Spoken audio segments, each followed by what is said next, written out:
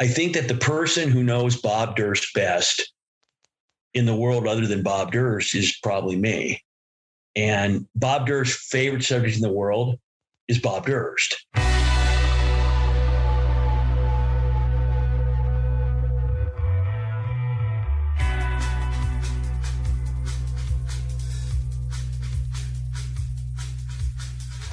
Welcome to Crime News Insider Podcast. This is Jorge Del Portillo, and with me, as always, is Lori Hoff. How you doing, Lori?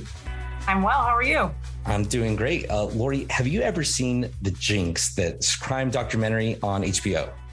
Oh, yes, I have. Robert Durst.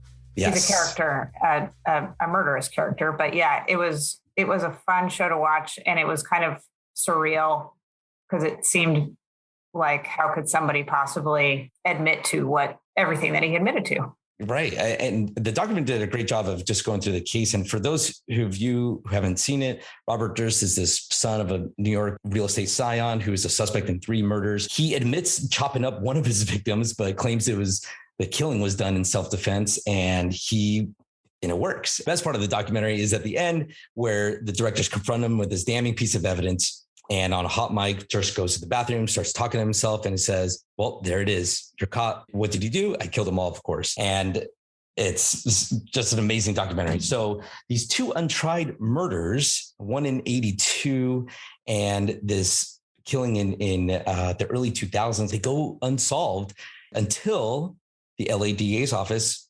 reinvestigates it, successfully convicts Robert Durst just this year, just last month, for the murder of Susan Berman. And with us to talk about this case, we have the prosecution team from the LA DA's office, John Lewin, Habib Balian, Ethan Milius, and is Eugene Miata there as well? Yes. And you have Rob Britton. And Rob Britton, thank you so much. I mean, there's more attorneys that couldn't make it with us. Why don't you go ahead and introduce yourselves to the audience and let us know who you are and what you did on the prosecution team. Okay, I'm John Lewin. I was one of the John Lewin. You're the John Lewin. There we go. And I was one of the lawyers on the team.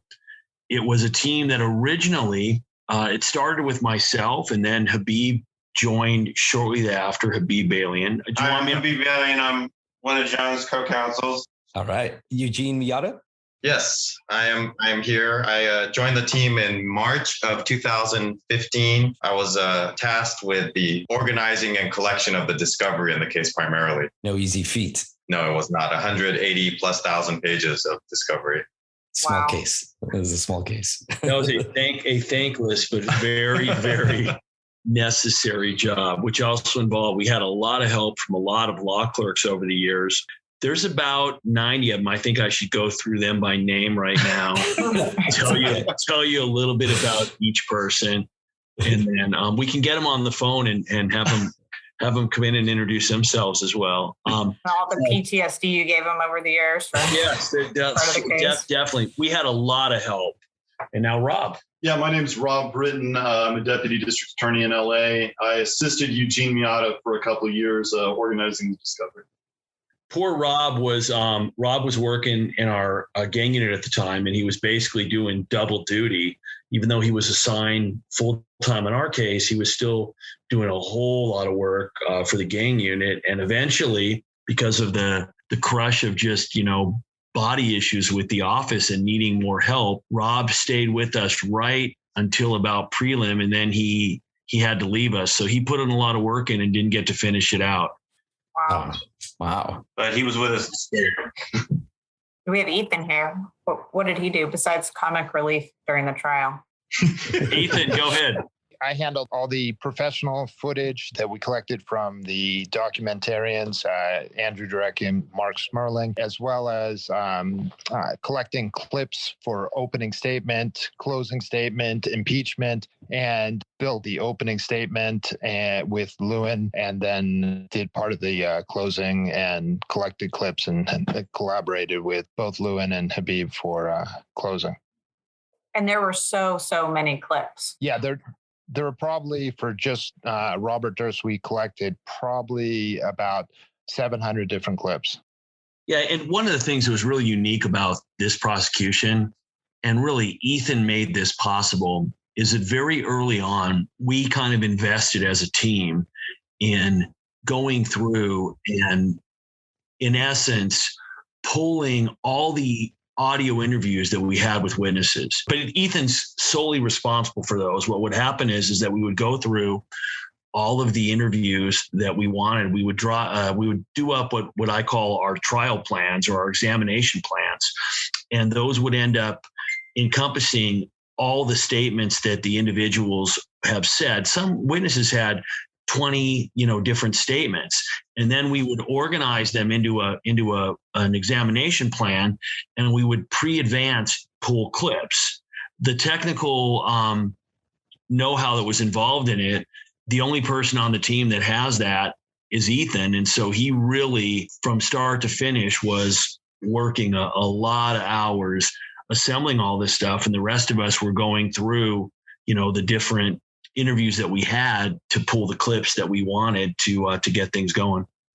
That's a huge project. I mean, you had over 100 witnesses, right, that you had to prepare for. We ended up having about 100, but we had several hundred that we had prepared for and had, witness plans for, et cetera. Many we didn't end up deciding to call, but we invested a lot of time. Basically, I started working on this case in the beginning of 2013, and everybody on the team here, Habib started about maybe 3 or 4 months after I did. The rest of the guys, Ethan and I were trying a case. So he was kind of working off the books at the time, starting also in 2013. Rob and Eugene joined us in 2015 at the time we filed the case. And then we had 3 other lawyers that were on the case as well at different times. One we lost to the bench, our that time youngest member.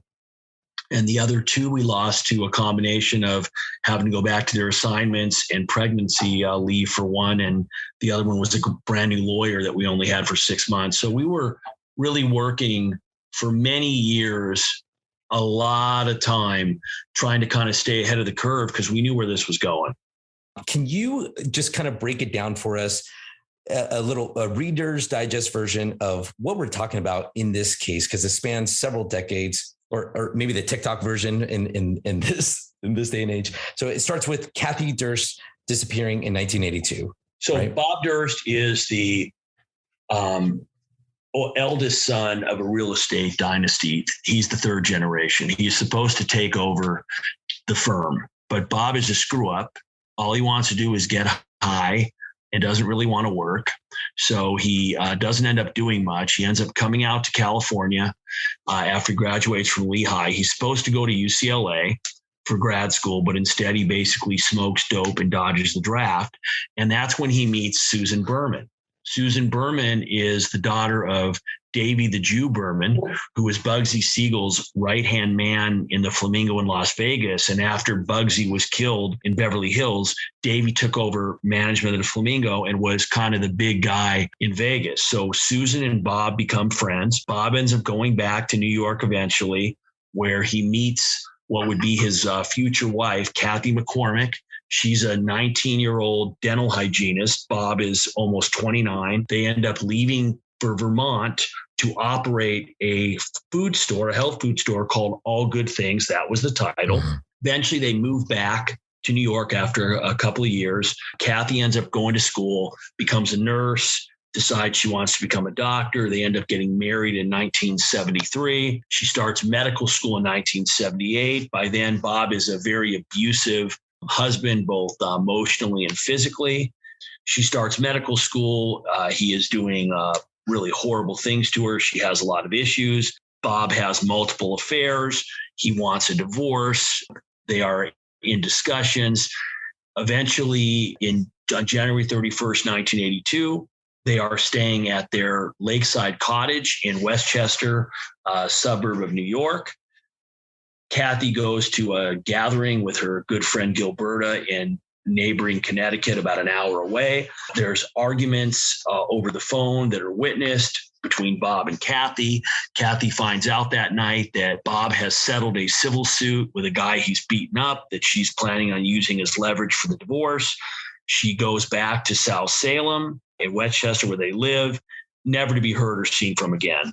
It's our belief, and the evidence demonstrates, that Bob killed her that night in Westchester at the South Salem house. Bob says he puts her on a train that night for New York City. He originally says that when she got home that night, he talked to her about 11 p.m. when she was watching the news. He would years later, admit that he made that whole thing up.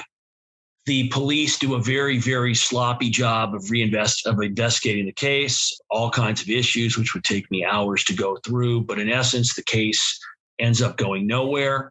Meantime, Bob Durst ends up working at the Durst organization. Eventually, in the early to mid 90s, he is passed over of leadership of the organization. He moves to California, where he buys a place in Northern California, where basically he smokes a lot of weed. And in 1999, the New York State Police, who would have had jurisdiction where the murder actually occurred. The killing occurred, we believe, in Westchester County, but because Durst reported her missing in New York City, where she allegedly made it back to their Manhattan penthouse, NYPD had the original investigation. So 1999, New York State Police reopened the investigation because of a tip.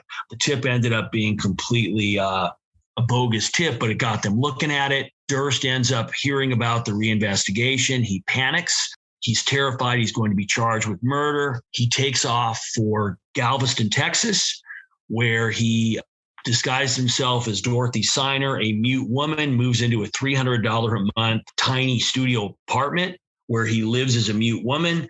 His neighbor, a few months later, moves in. It's Morris Black. Meantime, in December of 2000, a couple of months after he moves to Galveston, Susan Berman is found shot in the back of her head in her home in Los Angeles, right adjacent to Beverly Hills. There are no signs of forced entry. She has no defensive wounds. There is a note that is sent to the police. The police receive the note. It's postmarked on December 23rd.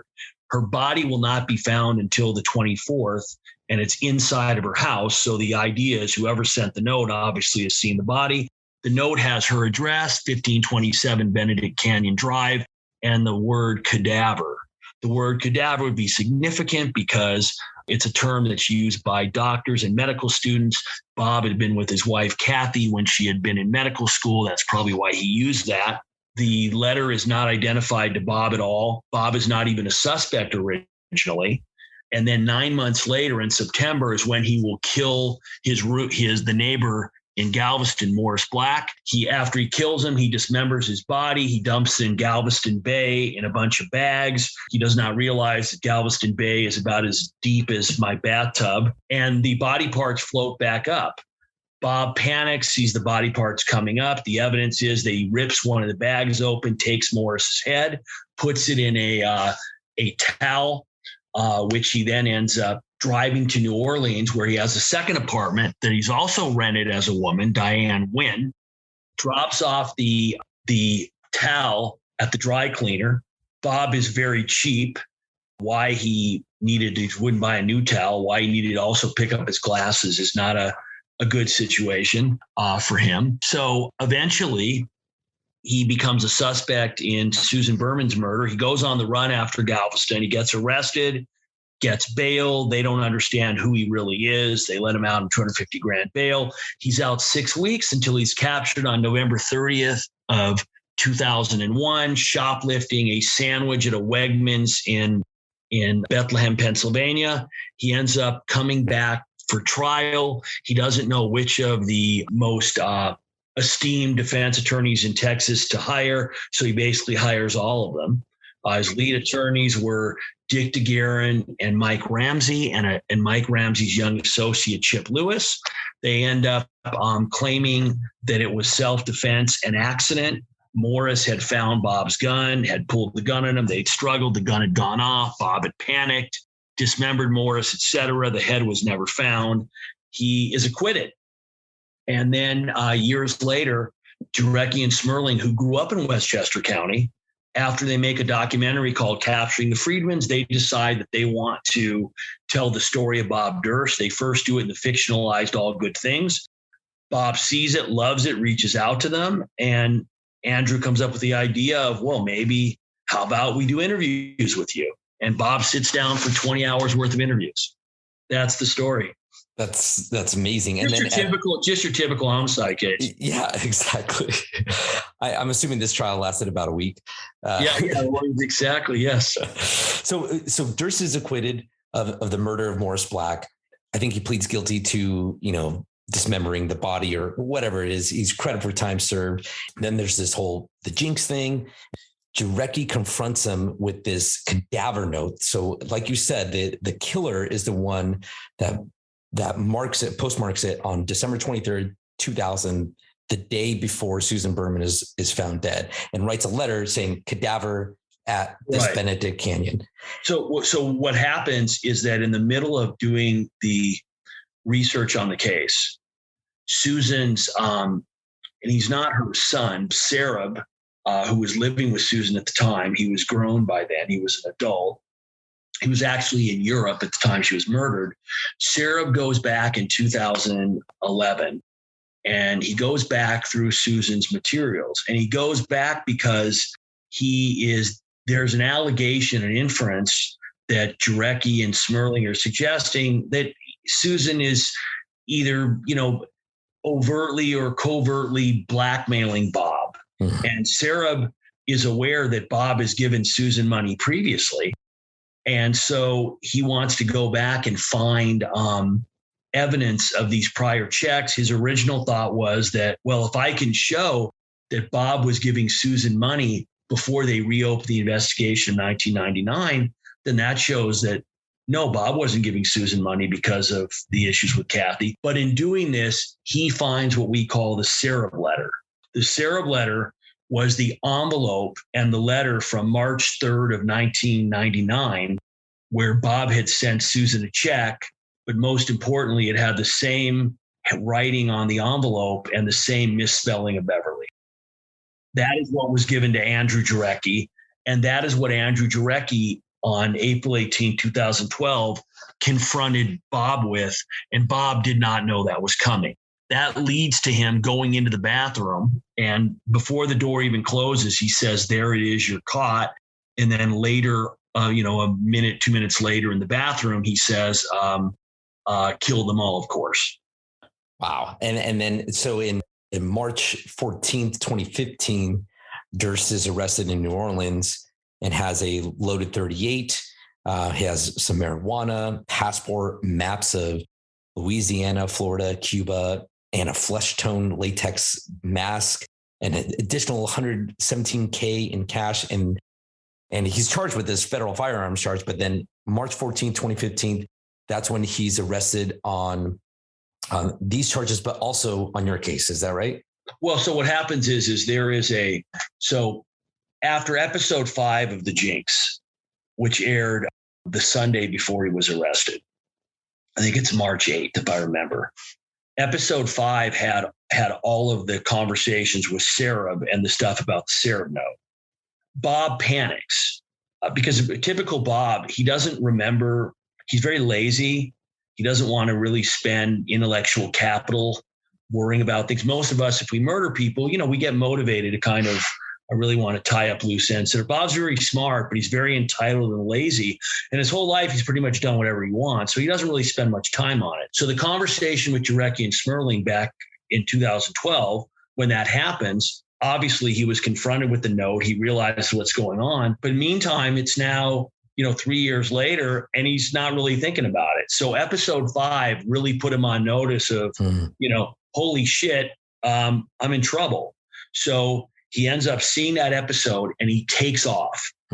And so LAPD end up going to Houston, where he was living, and he's not there. And then they end up tracking him with the FBI to New Orleans, where, much as he did years ago, where he made the calls from the phone booth in Garberville, which gave up on December 22nd of 2000, which gave up the fact that he was in California. He called to check his answering machine. Here he is 15 years later doing the identical thing from the payphone in New Orleans. They find out he's there and they arrest him. When they arrest him, they find him. He's a felon. He's got the firearm and he's got a bunch of marijuana.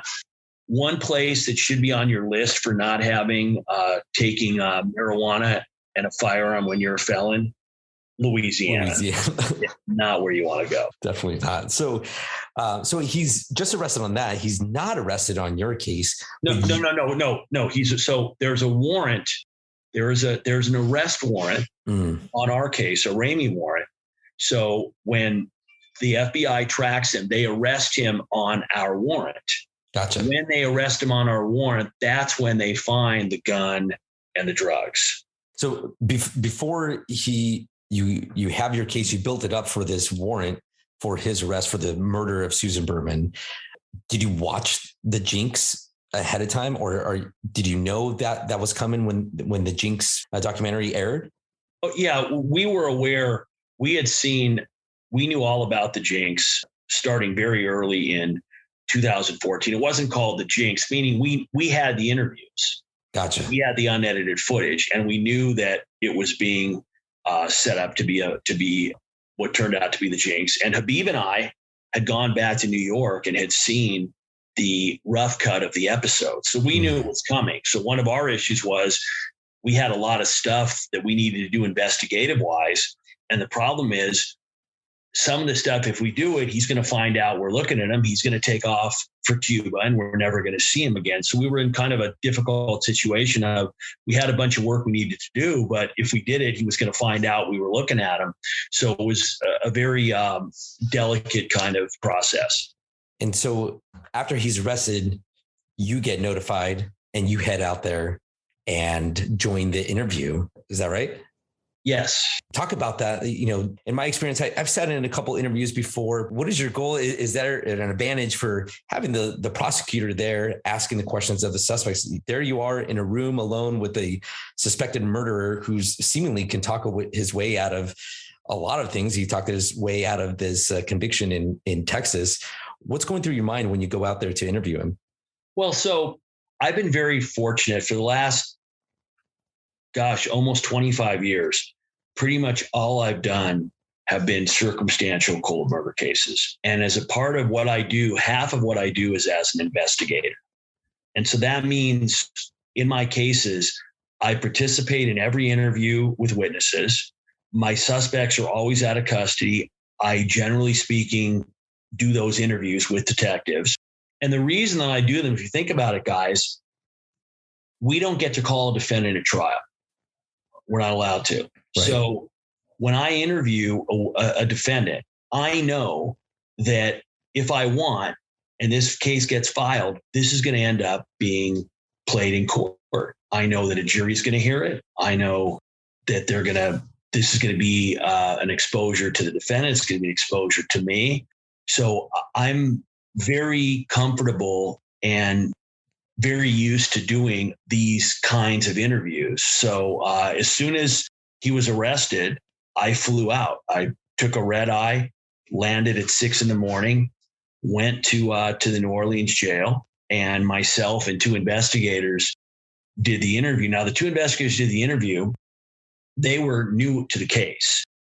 And, there's so much material here. I'd already been working on it 3 years. And so, they weren't really in a position to know, all the information about Durst and his history. One of the questions that you asked them was obviously about the cadaver note.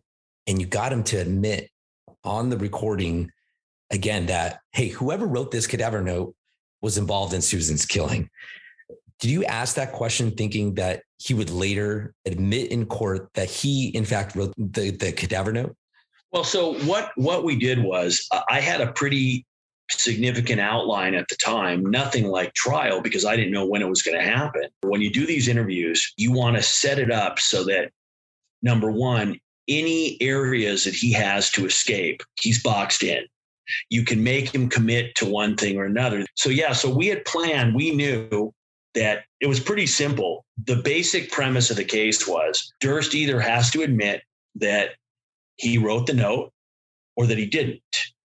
If he says that he wrote the note, then that means he's going to be saying he found the body. He's going to have to testify. It opens up a whole lot of issues. I had always wanted him to admit that he wrote the note because that means he was going to have to testify. His other option would have been to say that I did not write the note, to have taken the millions of dollars that he has, to have hired some expert to have come in and said, no, he didn't write the note. One of the problems that his defense team had was that they did not know what he told us, because they don't get discovery until Bob gets arraigned on our case in California. For a long period of time, they didn't know whether Bob had admitted he wrote the note or had denied it. So they were in a difficult position. You personally have a lot of experience then interviewing defendants or potential defendants, but would you say that on the whole, I mean, most of us prosecutors, we don't have that. I mean, if somebody testifies at trial, then we can cross-examine them, but you were sort of sat in a unique spot, having had experience talking with people that you might charge with murder later on. And do you think that gave you an advantage in this case? Well, I think the biggest thing that gave me an advantage is that I think that the person who knows Bob Durst best in the world other than Bob Durst is probably me. And Bob Durst's favorite subject in the world is Bob Durst. And so I knew that if I got there, that there was a decent chance that Bob, if he realized that I knew as much about him as I did, Bob would like to talk to me, because of course the subject is Bob Durst. So yeah, that definitely gave me a real advantage. I will just tell you that historically, it is an unusual position to be in. There are many prosecutors, many judges, many people don't like it.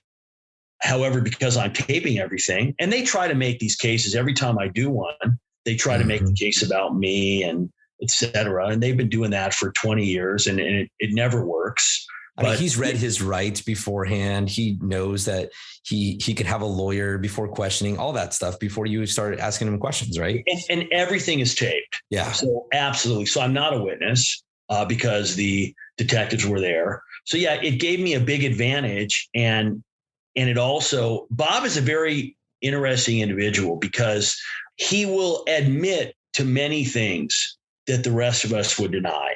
So if any one of us were abusing our wife, like let's say we had pulled her out of, a party by the hair, we would deny it until the end of time. I mean, that's just what people do. People deny bad things. Bob, on the other hand, I wouldn't do that to start with. That's good. Any silence is an active admission. Yeah. We would deny it till the end of time, but Bob just admits it. And so it's very interesting because very few people are like that. But what it allows him to do is Bob comes off as very just honest about the bad things that he's done. And he's honest about 90% of it, but it lets him lie about that last 10. One of the problems is Bob seems to honestly believe that the way that he treated Kathie was not domestic violence or abuse. Every time I would bring it up in court, he would go nuts, which was shocking.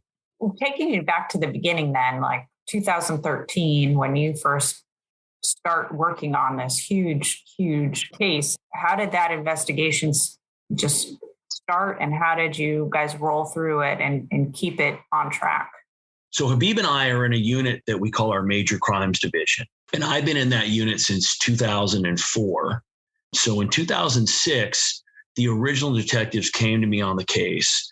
And at the time, I was ordered by my chain of command. They'd already looked at it. There were a lot of problems. And I was told, this is not one we want you looking at.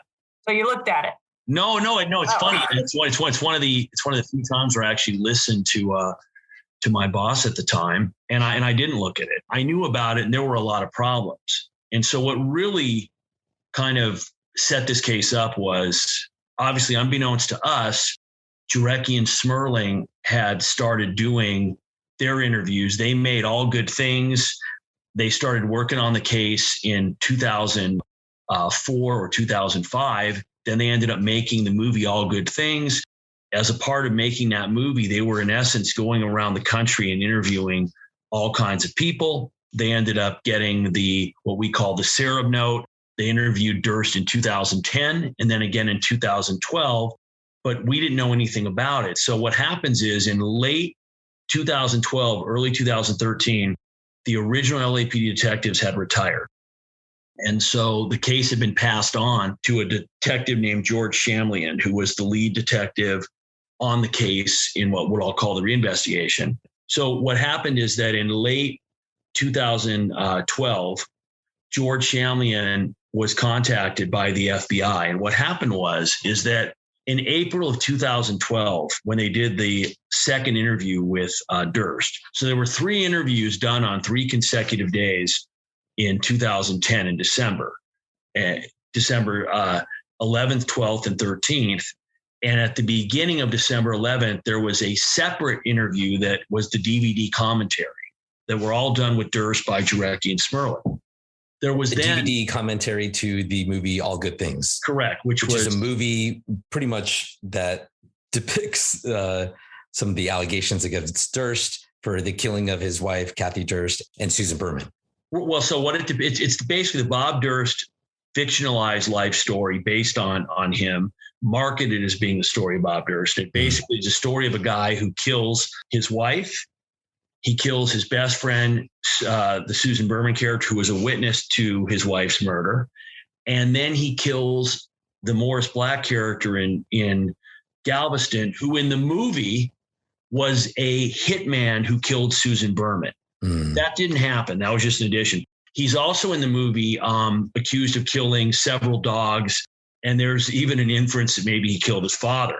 So Bob Durst's response to seeing this movie, which depicts him as a serial killer who kills dogs, is to go, I love the movie, and to call Jarecki and Smerling and to tell them that. I really loved, kind of sidestepping, but this trial was so perfectly put in LA because it had so much Hollywood in it. You know, you got to play All Good Things because the defendant on trial was making commentary. He was talking throughout his own, you know, watching the movie. You played clips. You did so many things that I think are really kind of remind you of Hollywood. And even some of your witnesses were Hollywood producers, et cetera. You know, did you think about that while you were preparing for your trial? I mean, certainly that was an aspect of our case. And we knew going into it that the defense was going to try to make it seem like this was a big Hollywood production, which comes with all of the special effects and editing and whatnot that's involved in Hollywood productions. So from the very beginning of this case, before we even got close to a courtroom, we were strategizing on how we were going to deal with that. How are we going to approach it? What investigation were we going to do to kind of take away some of those avenues of arguments? And so we were kind of preparing to deal with that from the very beginning. That's one of the reasons we had gotten some experts on board fairly early to look at all the raw footage and analyze it and to be able to tell us none of this was edited. None of this was artificial from just a scientific or technical point of view. Fortunately, based on a lot of that work, we were able to get some stipulations that it was unedited and we didn't have to go down that road. And in terms of how we got on it, so in late 2012, as a result of the last interview with Durst, where the filmmakers filmed him going near the Durst organization, Bob's brother Douglas became very concerned because Bob is a big threat to him. He ended up, through his head of security, contacting the FBI regarding a threat investigation, a stalking investigation. And that agent, Eric Perry, ended up looking at the case and became very interested. He ended up contacting George Shamlian. The original idea was they were going to exhume Susan Berman's body. And because I have expertise in circumstantial cold cases, George called me up originally to ask me about that. And obviously, because she was shot from behind, there was no evidence for struggle. That is not something that would have been advisable to do. You're only going to get artifacts of unrelated DNA. So I was contacted that way. At the same time, Andrew Jarecki was reaching out to people he knew because he believed that the Los Angeles case was still a viable case. And he ended up talking to somebody who, Marcia Clark, who was a ex-DA in the office, who is close to an investigator I'm close to. And so Marcia ended up dropping my name to Jarecki And then Jarecki ended up kind of approaching us as well. So we got involved kind of on two different sides, from the FBI and from Jarecki. Wow. And Jarecki is the filmmaker for both All Good Things and The Jinx. Is that right? Yes, correct. Along with his partner, Mark Smerling. Okay. Yeah. Talk about a stereotypical LA case. Whatever. All Good Things, The Jinx. There's mention of Reservoir Dogs, Friday the 13th, Star Wars, Jaws, and The Usual Suspects. It's true. So Ethan, first of all, Ethan's dad is John Milius. Yes. I looked that up and I saw that. Who's a screenwriter.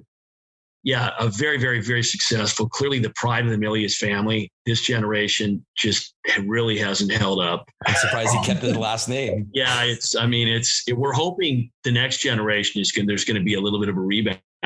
But so Ethan is a big film fan. Yeah, he brought up Reservoir Dogs, The Usual Suspects.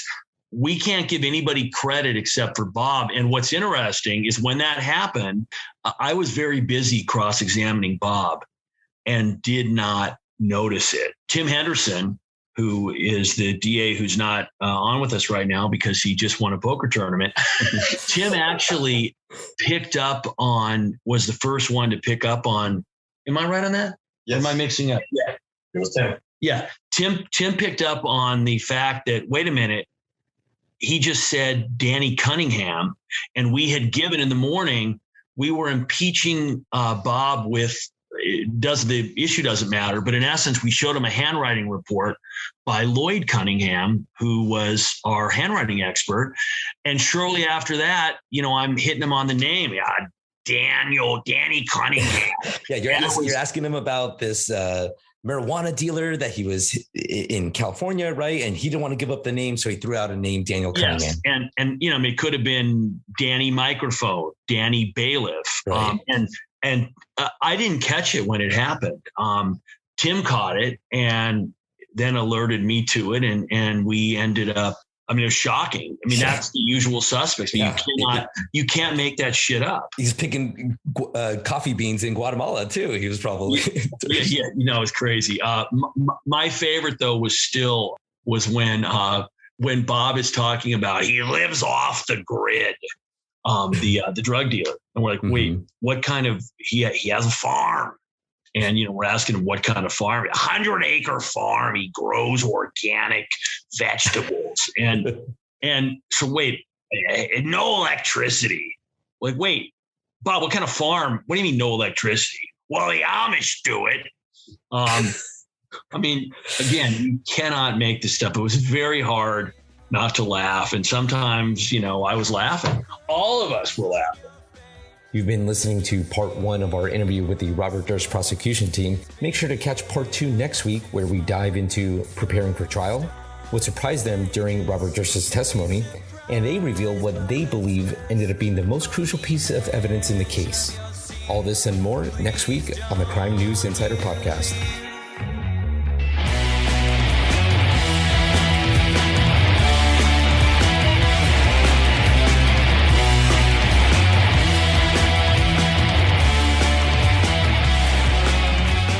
Expressed on this podcast are solely of the speakers and do not reflect the views of the Deputy DA's Association nor the District Attorney.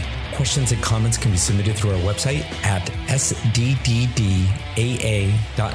Remember to follow us on Facebook and Twitter. Our Twitter handle is @SanDiegoDDAs. Thanks for listening, and we'll see you next week.